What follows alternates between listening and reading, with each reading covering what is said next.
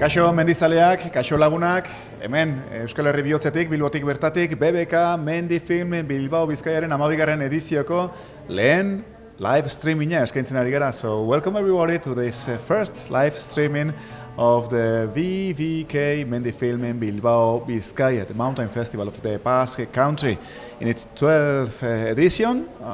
We have spent just some very first emotional days, intense days, and inspiring days, of course.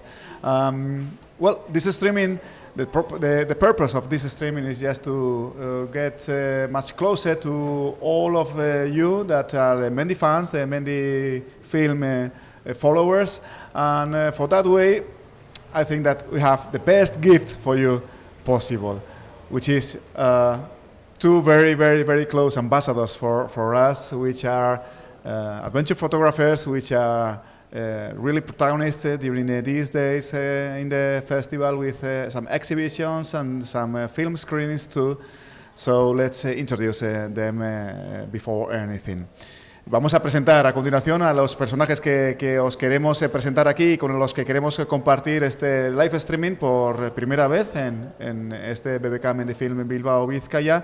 De esta manera trataremos de día sí día también compartir con vosotros lo que dentro del festival se está viviendo, es decir, compartir los invitados, las emociones que nos trasladan tanto las gentes, los espectadores que están llegando al festival, como sobre todo los grandes atletas, protagonistas, directores, realizadores, que son los que forman el cuerpo del BBK Mendi Film Bilbao Bizkaia.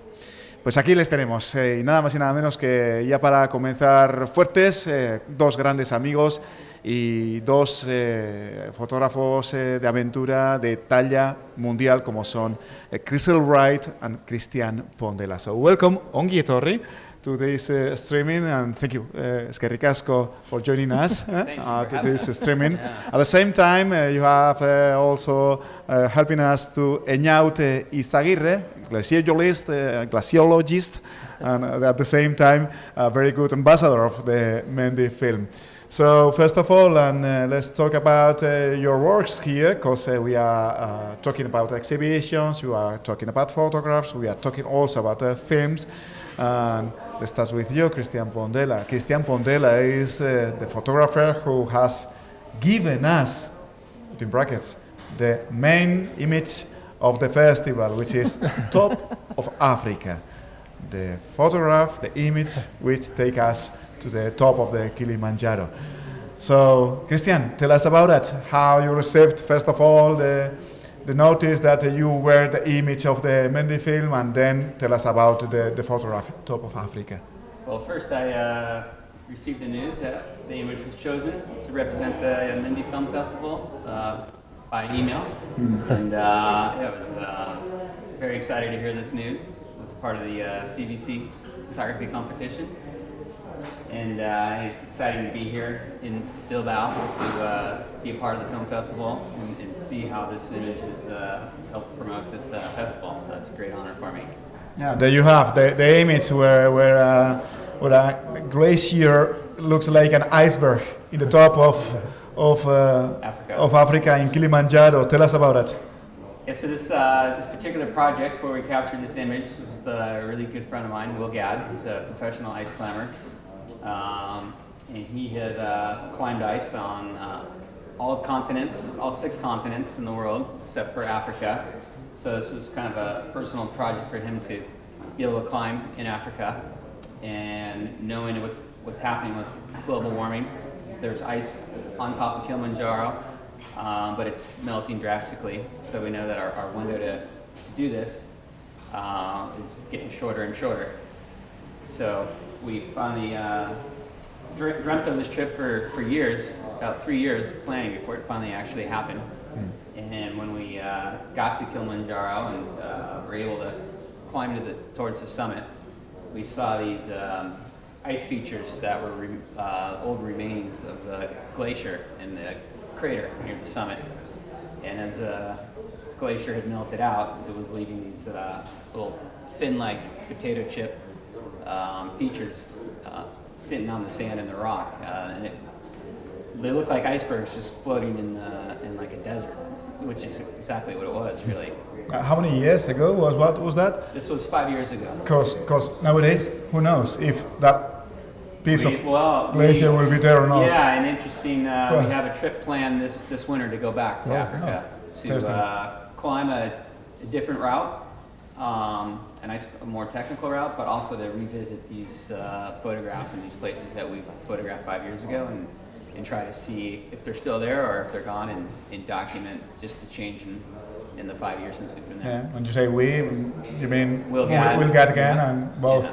Yeah, you both together are going everywhere, isn't it? Yeah, it's just the last year's experience. Yes, we've been, him and I have been on a lot of adventures, about 20 years now, traveling. We've been to 5 continents and probably over 22 countries together, documenting ice climbing and other various adventures. So just hello, Will. If you are out there, just following us too. Will Gatt, of course, yes, one of the greatest one, of course, too, in the ice climbing experience. And apart of that, you are also, Christian, part of the CBC photo exhibition, which is just held in the tube station at the metro of Bilbao, so which is also quite a strange place to have your work, isn't it? Exhibited. It's an interesting place to exhibit the work in the metro station, but it's a beautiful exhibit and a lot of foot traffic. I guess over 1 million people will walk by and see those photographs. So it's a huge honor to have your work exhibited, like this. Well, you know that. Come and visit us. Come and visit the exhibition. Yeah, for sure. There we have the exhibition Bennett the Ice. Well, we'll talk about Bennett the Ice, but Krystel Wright on guitar too. So Krystel Wright presenting here also photographs once more. I mean, Krystel Wright is at the same time here at the Basque Country CBC photo contest. CBC photo contest is at the same time Krystel Wright for us, but. There's also you are also presenting a short film. Yes. The second part, let's say like that, of where the why things play, which is where the why things keep playing. Tell us about. It's a short film where thankfully Outdoor Research gave me the support to pursue the second or the sequel. And the reason why we created the sequel is that I received quite a lot of heavy criticism on the first, that I hadn't achieved a greater diversity amongst the women represented in that film. And so I convinced Outdoor Research that, well, I think we should show the audience that you listen and that you care about this.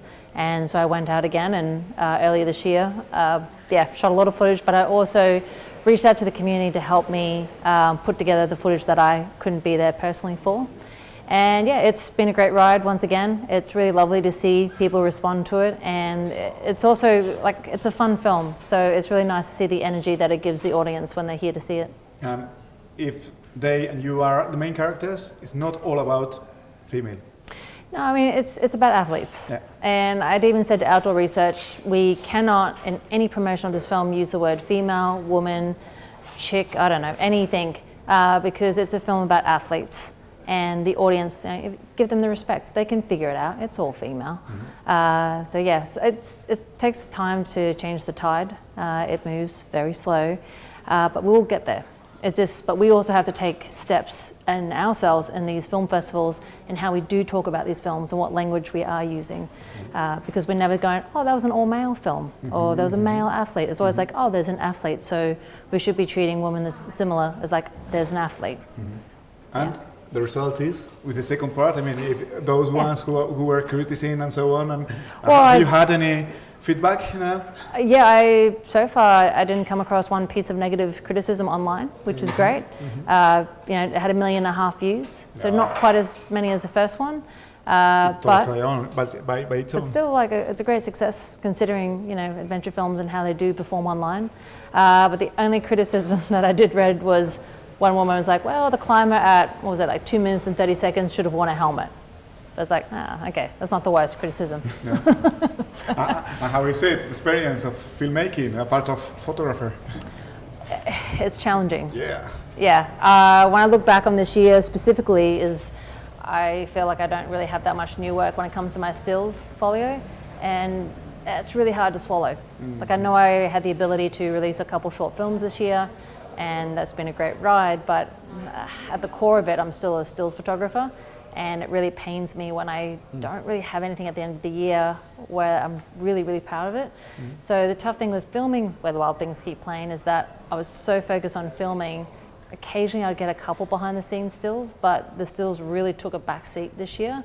And yeah, it's just a struggle as an artist. Yeah, but challenging, that's Yeah, it. And exactly. challenge are for that, isn't Yeah. it? Yeah. Christian, are you also tempted to... To shoot video? Yeah? No. No, I appreciate what people do with video, and myself, I haven't gone over that hurdle yet. Obviously, when I'm photographing, I'm usually right next to a videographer. And as Krystel was saying, it's hard to do both. My passion is in still photography right now, so that could shift to filmmaking at some point. But I think you kind of have to dive all in on one or the other. So it's right now I'm fortunately I'm still able to chase my passion and shoot still photography. Yeah. Passion, which is also made profession, Yes. because you both are living in your lifestyle is just being photographers. Tell us the background. Travels, hours, work whenever, 24 hours, all that stuff. Tell us about that. Tell us You wanna start? about Sure. your life. Yes, from the outside it looks glorious. You know, we travel all over the world to these amazing places. But what people don't see is how much behind the scenes work goes into these trips. How much time I spend, in my office on my computer, conversing with clients and making these jobs happen. And now, I have a wife and a son, so traveling across the world is not, as glorious as it used to be. You can say you hi here, hi there. Hello. I'm alive. And so yeah, for me, it's the challenges have changed over the years. It's tough to leave my family behind. But fortunately, my wife and son are very understanding towards what I do. That's how I support my family. But on the flip side, it's I'd rather just be home, hanging out with watching my son grow. I don't have a family. I don't have a relationship. So, but for me, there's still challenges. Actually, we were just having a conversation before. There's a friend of ours, Ruben Krabbe, and I was reading a post he did this morning talking about just our carbon footprint traveling all over the world. And I was saying, well, yeah, we are all living a contradiction, and no one's perfect in a carbon society. But reading his posts, I seriously am considering investing into this company who are planting these trees to help offset our carbon footprint, because at least that's one step in the right direction. But yeah, it's tiring. Like this year, I did at least half a dozen, if not more, 24-hour turnarounds when I went home. It's just the way it worked out. Come back. I get a lot done in that 24 hours, but by the end of the year, I'm utterly exhausted. And it's tough because, I know I have a community around the world, but I also feel disconnected and very transient, and so I can feel very lonely with what I do.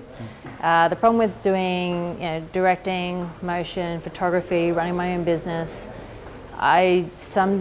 some months go by and I think all I've done is sat on a plane, done a whole lot of emails, and I haven't even picked up the camera. So whilst people think, oh, you're just out there taking a beautiful photo and getting paid to do that, it's not always the case. A lot of the time I feel like all I'm doing is emails. And I know it's getting to a goal, but there are some days it's just a struggle. And yeah. So what about your pockets? Are they empty or full? Are you earning lots? Oh, that's the point. Well, you don't get in this industry to make a lot of money. If that's your motivation, then that's the wrong. My biggest problem is which Ferrari do I drive when I get home? The red one, the black one, or the gray one? Cool. Oh, okay. It's a big mess, eh? No, it's not. No, we're fortunately we've been able to chase a passion with our profession, and we're very fortunate to be able to combine passion and work. So. Don't get us wrong. We're incredibly proud of being able to do that. Yeah, for sure. I see. So, yeah.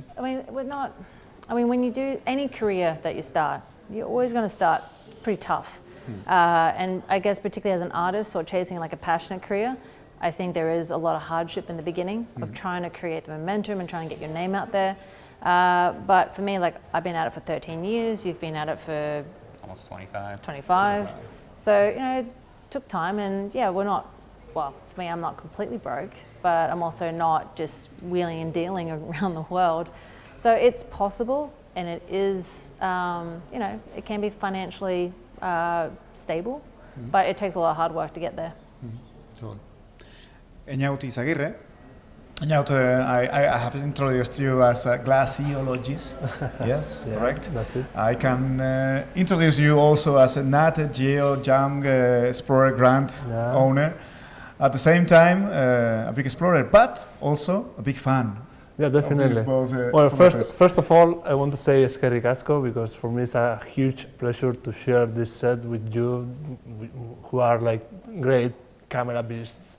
And I have been following Krystel's work since she was here first in 2017, I think, in the festival, or 16 maybe, with the mysteries. Yeah. And then when I saw Christian's photo for this edition, I was like, wow, that's an enormous, great photograph. Because basically, I study glaciers, I study the ice, I study the frozen water that is part of the cryosphere in the world. And definitely that's a call for all of us in terms of what's going on with tropical glaciers, but not only the mountain glaciers, but also the big systems that we have on Earth. And then we have Krystel that is also showing us Beneath the Ice, which is based in Greenland, and basically it's a nice merge, which is basically relating all the ice that we have on Earth from the poles to the high mountain systems in the tropics. So yeah, I mean, and I'm also sharing that kind of sensation that as scientists, or I will say as an early career scientist, we spend a lot of time in the field, but it's only maybe 5 or 10% of our time. Then we have to be at the office working in our projects and making proposals and trying to write manuscripts and stuff like that. So somehow there's a nice relation here between what photography and adventure photography means and what science and scientific fieldwork is also. During these days, you have talked about a lot about glaciers and experiences and travels and so on, but you are also planning some projects too. Well, so tell us about... Well, the thing is that I have been involved with National Geographic Lindblad expeditions for a few years, and we just realized that we might be sharing an expedition next year with Krystel, which will be really cool, just to hang out and really enjoy one of the parts of the world which is really, really cool, and it's Patagonia. So yeah, we have a lot to talk about, and also with Krystel, because I love to know of people that has been working with scientists and that relation between science and photography, and how photographs help to do science communication, which is an important part of our work, or it should be an important part of our work also. Do you feel part of that science work? That you are helping? I do now, yeah. You know, I didn't originally set out my career to do that, but now it's definitely, there's so much awareness around it, and you know, to have my photography bring out and show that awareness, that's very empowering, you know. Yeah. I think it's a nice relation, and also it's true that we were talking with Krystel when he was presenting us his exhibition on Saturday, that basically the main goal was the science, but it's true that then you have the climber that wants to climb, which is basically what he loves to do, and the photographer that wants to also be climbing and taking photos to the climber. The puzzle. Yeah. So it's kind of that mosaic or puzzle that fits together, and in this case, Greenland has been a nice spot to do. Yeah. So, but talking about adventure photography, Eñaut, what should we ask to Christian and Krystel? Well, I will say that I was really interested in both of them, because actually Krystel was giving a talk yesterday, and she was presenting her work since she started finding new lights, finding new ways of showing the action, that momentum that goes on in the expeditions. And then she also started showing us how she has started chasing superstorms, for example, in the US, Superstorms, that's or bushfires in Australia, which is her hometown, and that was really cool. So I don't know if you wanna tell us something else about that kind of new items that you have started Yeah. showing. Yeah. Well, the thing with any career is that it always evolves in new and just new ways that I would never have expected when I first started. I figured I'd just be a sports photographer and that was it, but then it became adventure, and then recently chasing storms in the tornado alley in American Midwest, and super recently the bushfires in Australia. Because the fact is, as I keep saying, is that it really doesn't matter if you want to or if you don't want to believe in climate change, but the fact is we're seeing things change dramatically. Right now in Australia, about almost 2 million hectares have burned, and just in our spring, it's just turned summer. We've had 1 week of summer, and when you fly across Australia right now, particularly the East Coast, everything is just scorched. And the rains that we used to get that would originate in Antarctica and come up through like a chain reaction, well, New Zealand is now getting those rains, and guess what? It's flooding there. I read about high school students being evacuated in Wanaka and Queenstown. So I guess at the root of what I'm trying to say is that I want to educate myself about the world around me, the fact that the bushfires are becoming closer and closer to home, where I actually live. And if I can find a way to contribute my skills and help sort of generate momentum that perhaps we can get our government to act, who knows? I don't know. But I think as an artist, we do have the power to be storytellers, and the power of a still image still makes people stop in their tracks. So. I mean, and also today we are going to have Krystel's talk, which we could just say to our followers. Hold on. Go Last ahead. time out. I mean, just to talk all the audience that every day at 7 o'clock in the afternoon, you will have really interesting talks here at the Ensanche building. Tonight is Christian Pondella's time. Yeah, that's it. So, I mean, he will be here presenting us his Beneath the Ice exhibition, how the project went in Greenland, and I'm really looking forward to listen to him. We are going to be there to have a great time and see incredible photos of Will Guy climbing the mountains, also the icebergs, and etc. So it's going to be your time. Thank you. So in a brief way, what are you going to tell us, to tell the audience? about Beneath So the for my Sky? presentation tonight, I'm just going to just talk briefly kind of how I started in photography with where I live in Mammoth Lakes, California, which is in a beautiful mountain town. So I'm immersed in nature on a daily basis, which is hugely influential for what my photography and just what I like to do, being outside. How that shaped my photography. And more recently, I'm going to talk about a couple projects with Will Gad. The Greenland project is one, and I'll talk briefly about the Africa project as well, where we captured this photo, and just kind of my take on being an outdoor photographer for the last 25 years and living in the mountains, the changes I've seen in the environment. Didn't have time enough to get out in Bilbao, but we will show you some really nice, good places to have good shots, isn't it? It could be nice to have a look, and Yeah, I would love to spend some time exploring around here. Yeah. Unfortunately, I don't have time in this trip, but I will definitely be back to Bilbao in Spain and explore this beautiful region. Yeah, you are invited to do so and to repeat once more the visit here to the Basque Country, to Bilbao, with the good excuse of the VVK Mendi Mountain Film Festival. So that's all. Talking about your projects, just to finish this interview, just next project, the very first one for you, Christian, is just to stay to be at the presentation. But what's next? Which are the next goals for you? The next big project that I have is actually returning back to Africa this winter with Will Gad, and that, I think we spoke about earlier. It's to go back to the same place and try to photograph and see the change that's taken place on the mountain in 6 years since we've been there, and bring more awareness to what's happening with the environment and the changes that we're seeing. Krystel Wright is screening tonight, well, this afternoon, 5:30, Yes. here at the theater Sala BVK. So, first one will be that one, but what after that? I don't know.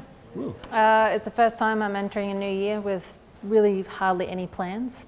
For many years I was always planning, and by this stage I would have already planned my schedule probably up until even October, close to it. And as a freelancer, well, there was that pressure of like, well, I need work, I need to be busy. But for once, I wanted to clear out the schedule, and I have the trust that I'll have certain clients that will approach me for certain collaborations. But if I wanted to sink my teeth into bigger feature projects, I needed to clear the schedule. So I don't know what it is just yet. There are some things closer to home that I'm really passionate about trying to tell those stories. So for now, I'll go home tomorrow, and yeah, we'll see what happens. Take it easy and enjoy it. Yeah. For sure, for sure. So Krystel Wright, Christian Pondella, and Ñaote Izaguirre, thank you for joining us at this very first streaming of the Mendi film. And we invite you all to join us every midday till 12:30 here at the CET timetable, of course. And if you want to join us in our social, you are invited, even Instagram or Facebook or Twitter or YouTube or Vimeo. Here we are, mendifilmfestival.com. Eskerrik asko. Thank you. Thank you. Thank you very much.